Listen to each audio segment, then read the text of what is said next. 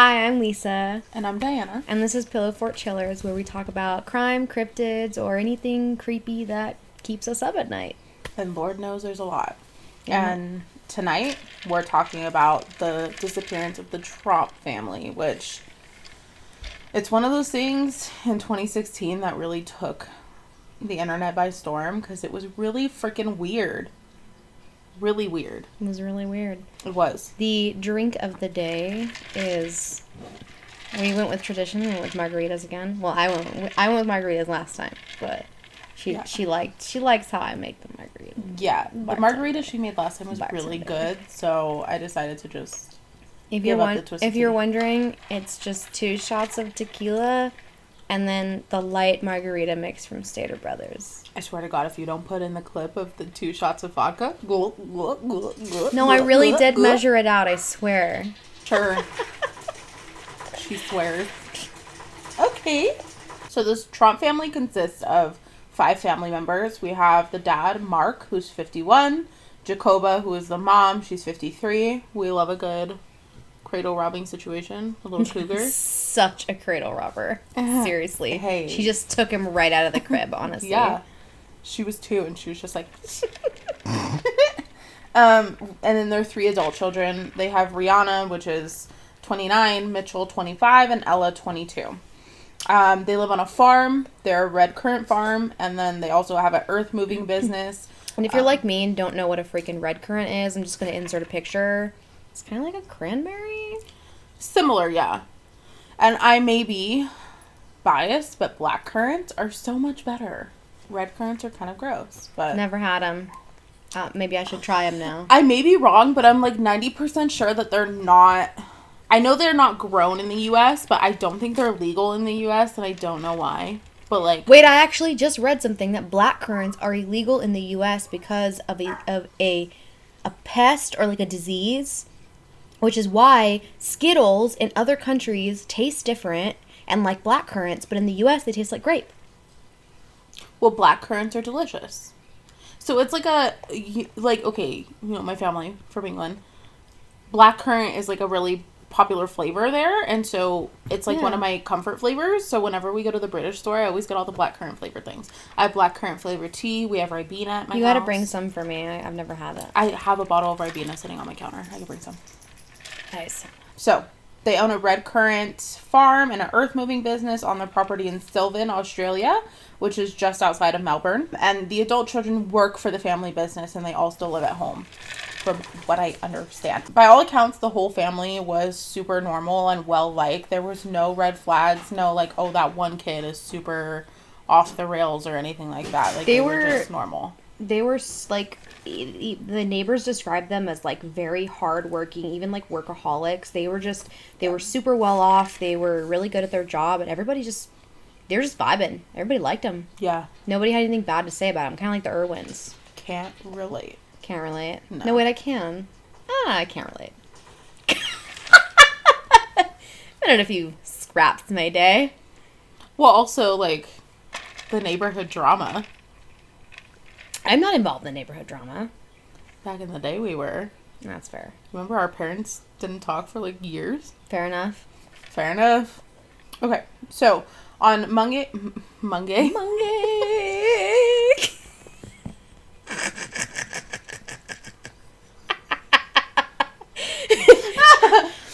On Monday, August 29th, 2016, the whole family got into the youngest daughter, Ella's, car and drove off, heading to God knows where. Literally no one knows. When they didn't return home and no one can get a hold of them, the neighbors contacted the police. Because like we said, the neighbors thought really highly of this family. So they were very concerned when... You know, the family never said anything and they just took off and they didn't come back. Apparently this was very out of their nature. The neighbors called the police and the police responded, and they found that the rest of the family's vehicles, so mom and dad and the 2 older children, the keys were left in the ignitions of their cars, which is strange. I don't know how they do things in Australia, but here in America, you don't do that. Maybe in like a nice neighborhood, but like... No. I mean, maybe in different parts of America. In California, you don't leave your keys in your car for any reason. That's just going to get stolen. Anyways, so the keys are in the ignitions of all the cars. Additionally, the front door was unlocked. So police went inside and they found that things were really strange. Everything was very cluttered. They found that the families left their passports, their cell phones, their purses, their credit cards, all of their personal belongings at home. And the house was in disarray. So they found like financial records everywhere. And it was very strange because not everything was scattered. There were some really neat piles of things, and then there were some really scattered things. There was some very strange, like contrast where, like, some parts of the house looked like they had been rifled through, but some parts of the house looked like freaking aliens had beamed them up into the sky, like the keys in the ignition, door unlocked, food on the table kind of thing, where it's just like, where the heck did they, like, just, they vanished? Yeah. And it's very strange because even in the same room, they would find, like, two very different things. Like, they would find papers cluttered everywhere, but then they would also find really neat stacks. They would find, you know, food scattered on the counters, but then they would find things neatly put away. So it was very strange to the police. It was a big red flag. According to the family, on the morning of August 29th, Mark Tromp informed his entire family that they were in danger and they had to leave. They were ordered to leave their phones behind so that they could not be tracked. Mark told them that someone was out to get their money and that they would be in great danger if they stayed. So they all loaded into Ella's car and took off. They drove all day, about 800 kilometers, which is just under 500 miles. It's 497, which... Insane. Yeah. And just to San Diego, from, like, La Mirada, it's 100 miles. Mm-hmm. It's crazy. I know. So they drove the 500 miles to Bathurst in New South Wales. During this leg of the trip, though, it was discovered that Mitchell, the son, actually did bring his phone with him. And Mark, dad, freaked the fuck out and threw it out the window and went on a rant about how they were being tracked and followed. And that Mitchell may have just led to them dying, which is very dramatic, if you ask me. But that's okay. Mitchell decided that that was his breaking point. Not the whole, you know, let's pack it up and take off type of vibe. It was the whole throwing the phone out the window that was the straw that broke the camel's back for him. And decided that he was going to leave the group and head back home. So he's the first one to depart this weird little road trip. The rest of the family, so Mark, Jacoba, Rihanna, and Ella, continue on the trip and head towards the Jenolan Caves in the Blue Mountains area of Australia. At this point, though, Rihanna and Ella decide to take off, too. And they actually tried to convince their parents, like, they tried to, not convince them. They tried to change their minds about their paranoid delusions that they were having. Mm-hmm. And, I mean, even some of the neighbors had said that in the time leading up to them disappearing, that they were starting to, like, have paranoid episodes. And so the daughters ended up trying to convince them, like, that nothing was wrong and that, like, let's just go home, but they really just couldn't break them out of it, so they left. Yeah. So the daughters leave and they steal the car and drive to the town of Goulburn, where they report to the police that their parents are missing, and file an official police report. And this is where things get really weird for me, as if this whole thing wasn't weird enough. But the girls separate at the gas station. Ella and Rihanna do. No, that's weird for me too. Like, I don't know, that whole series of events was just very strange for me to hear. Like, they break away from the delusions, but then they steal a car to go report their parents missing, but then they, like, one goes one way, one goes the other, and it's just like, huh? Yeah, so they break up, and Ella continues with the stolen car back to the house, and Rihanna apparently takes a bus. Where you going, to girl? Get home. I don't know where you going. And strangely enough, even though Mitchell left before her, she was the first one to arrive home. Ella was. And when people see her, they state that she seems really lucid and normal, and just weirded out by her family's behavior, but doesn't really give any clues as to why this is happening. Doesn't really say anything. She's just like, this is really weird. Yeah, I'm back. Like, Hi, I would have been like, what it's the me. fuck is happening? Bet you thought you'd seen the last of me. No. So the next day, Mitchell arrives home after taking several buses back to the Tromp residence, and he too is reported to be calm and normal and lucid and not having any type of delusions. He too is just kind of like, what the heck is happening? And we'll insert a clip of an interview that Ella and Mitchell gave. Whilst everyone's safe, are you able to tell us sort of if there was anything that triggered this on the Monday? You mentioned, you sort of suggested there might have been something that sparked it all the other day. Yeah, there's a few. There's nothing that I know for sure, but there's possible things. But I can't say at this stage because I don't know. I'm not certain. They seem really normal, which is weird because I know me personally. If my parents were like, "Get in, girl, we're being followed," I'd be like, "Okay, I'm driving and we're going to the hospital. Hop in, bitch. We're going shopping. Hop in, girl. We're going to the hospital. Make sure you're okay, pops." And she seems to not be doing good. A random man found her stowed away in the bed of his truck. He's driving down the road, and here's Rihanna. He actually said he felt a kick on the back of his chair and was like, huh? Yeah. Pulls over, finds her stowed away, calls the police, and she's just catatonic. Yeah, she's completely catatonic. She's taken to a hospital in Goulburn and put in the psych ward, and she's unable to provide any information on where her parents are or why their behavior is so strange. She's actually like nonverbal. She doesn't even know who she is at this point. Yeah, for the first like while that she's in the hospital, she doesn't say anything at all, and they're questioning her, and she's just lips sealed. And due to none of the siblings being able to provide any information on the location of their parents, the police launched like an official manhunt for Mark and Jacoba. The searches don't really turn up anything until they got a lead from a young couple in the town of Wangaratta. And if I'm pronouncing that wrong, I'm very sorry to all the people. You probably are. Yeah, I probably am. I'm not from Australia, if you can't tell. So, yeah. All I can think is Wang, you know? Damn. I'd be like that.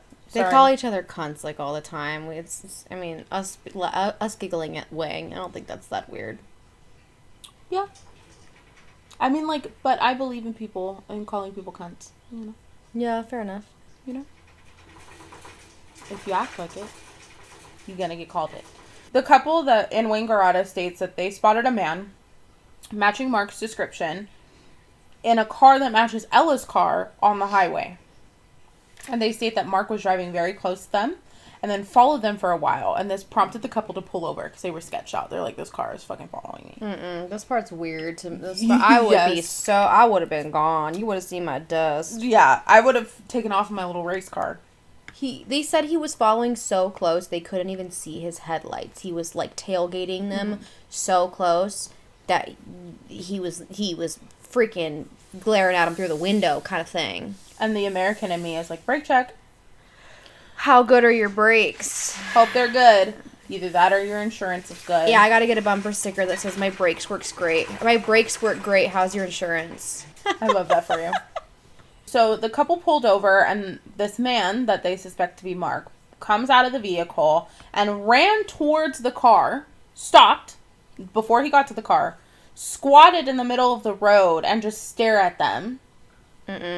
And then got up and ran off into the darkness in Marawa Park. Just took off. Into the park. He said bye. Some type of supernatural creature. He said see you later. Took over his body and he dipped. No way. I would have been, the moment he opened his door, I would have been gone. See, I'm so confrontational that I would have gotten out and grabbed my bat and been like, oh, what? You're going to get shot one of these days. Probably am. You're going to get shot. It's going to be worth it, though. You're going to get shot. It'd be a good story. You better be strapped or something. I need to get you some pepper spray. I've got a bat, girl. Anyways, and if you're a cop watching this, there's also a glove and a baseball, so it's not illegal. Dang. She got it all figured out. Bat, glove, baseball, 5150. Yeah. Covered. The police were unable to confirm if that was truly Mark that was spotted, but based on his wacky behavior, and just the pure strangeness of that encounter, it sounds like him. And not long after the sighting, Ella's car that had been taken on the road trip was found abandoned in Wangaratta, which supports the theory that that was actually him. And reports were going around of people saying Mark wandering around the town in a daze. However, they were unable to really find him. There was just like, oh, we saw him here, and then they went and go check, and he's gone. Poor guy. I'd be so worried about him. I know, right? I mean, I'd be freaked out, but also really worried about him. Yeah, because he's clearly having some type of psychotic break. Jacoba was also found the following day in the town of Yass. That's what it's called. Yes! Outside of Canberra, wandering around also in a disoriented state. She was taken to the hospital and assessed and found that her mental health was not in a good state. And Mark was eventually found on September 3rd by police running along a street on the outskirts of Wangaratta, so he didn't get far. He flipped the bird to a group of bystanders when he was being taken into custody, which... checks out. Gotta keep it classy. Ultimately, no charges were filed against anyone except for Ella for car theft, but the charges were later dropped due to the circumstances. And none of the family members have really elaborated on their experience. Everyone was just sent back home after they got medical attention, and... they almost seem to, like, avoid it, you know, when they're asked direct questions about, like, what may have triggered this psychotic break or this, you know, this whole situation happening. They're just kind of like, oh, well, you know, I can't really say anything. They're just like, they almost kind of just want to brush it under, like it's embarrassing, or it's like, it's weird because it's like, it's either embarrassing and they want to forget it happened, or like they know something and they don't want anyone to know. Yeah. And it's very strange because, you know, the police can't really... there's no crime being committed, right? I mean, Ella stole a car, but that's separate from the event that actually happened. Yeah, and I mean, they can even play that off as, like, them stealing a car because they were, like, you know, taken, they were in danger, and they did what they had to do, and then they called the cops because they were worried, and it was, like, a bad situation. And that's why the charges were eventually dropped. Yeah. But the police were not able to get any information out of Mark and Jacoba about what prompted their sudden flee from the farm and claims about people taking their money. Strange. You know, it's and the police are kind of they can't do anything to get any information out of them. And so there are a couple of theories as to why this all happened. One theory is obviously that ties into our last episode is the Folian family. That this was some type of shared delusion.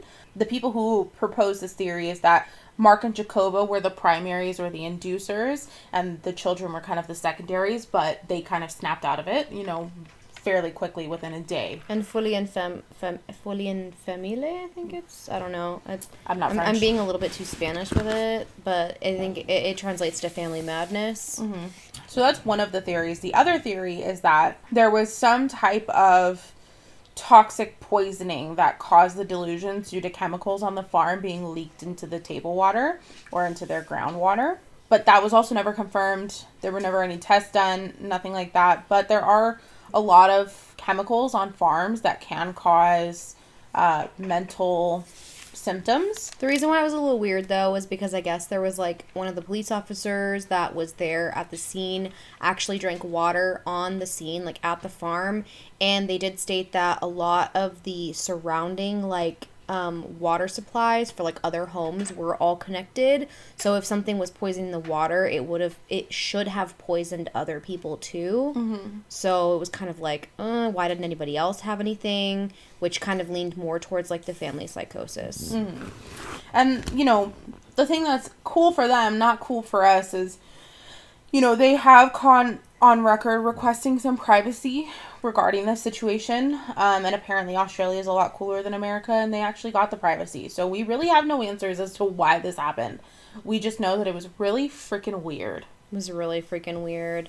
And there are, like, weird conspiracy theories about it, too. Like, all kinds of crazy stuff. You can look it up. There's a bunch of crazy conspiracy theories about what may have happened to them, especially just kind of surrounding their like their behavior when asked like what's going on Mm-hmm. or what happened or what triggered it. They almost seem kind of not scared, but kind of like uncomfortable. Mm-hmm. I mean, which understandably it's embarrassing, and it was kind of like a kind of widely known that would be kind of embarrassing, but I don't know. It's just kind of just rubs you the wrong way. Where you have this like intuition of kind of like, that's weird. Yeah, and it's weird for me because clearly the children, you know, they dipped out really quick after everything started.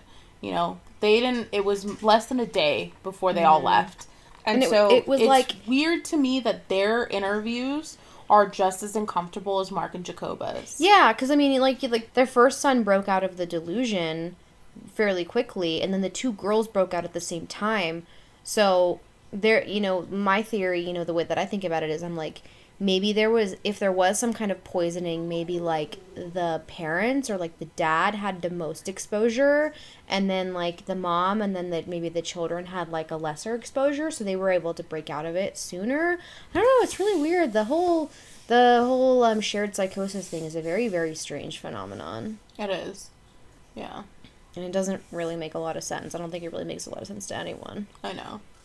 But it's a really interesting story, and I would be interested to see if, like, maybe one day they come out and kind of speak on what happened, you know? The particularly interesting thing about this case is, like, you know, obviously we plan to cover all kinds of things on this channel, you know, true crime, whether it's murder, unsolved. We want to do weird mysteries, disappearances, white-collar crimes, cults, cryptids. We kind of just want to cover a variety of things that are very, very strange, chilling, unsettling. And this case is so strange because no crime was committed. Nobody really disappeared for good. Mm-hmm. They disappeared, but they were found. And they disappeared on their own and they of their own volition. They were not there. Nobody was injured. Mm-hmm. And then they just kind of went back to their lives, and there's no explanation. So it's just a very unsettling mystery that we'll probably never ever have an answer for. I have hope that one day we'll know. You holding out hope? Yeah. One day, maybe they'll come out, and someone's gonna be on their deathbed and be like, "It was the water. It was the loan shark. It was aliens."